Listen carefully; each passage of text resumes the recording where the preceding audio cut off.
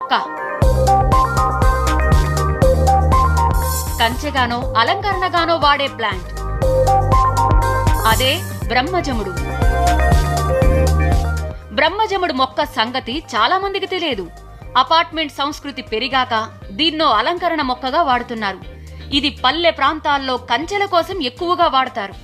కాక్ట్ జాతికి చెందిన బ్రహ్మజముడు, నాగజముడు, పలకజముడిని కొండల్లో గుట్టల్లో చూడొచ్చు. డ్రాగన్ ఫ్రూట్ కోసం గంటల కొద్దీ ఉపన్యాసాలిస్తారు కానీ బ్రహ్మజముడిపై మాట్లాడేవారే ఉండరు. దీని సంగతి తెలిసిన వాళ్ళు చాలా తక్కువ మంది. దీనిలో పోషక విలువ సంగతి తెలిసిన వారు దీన్నో ఔషధంగా వాడుతున్నారు.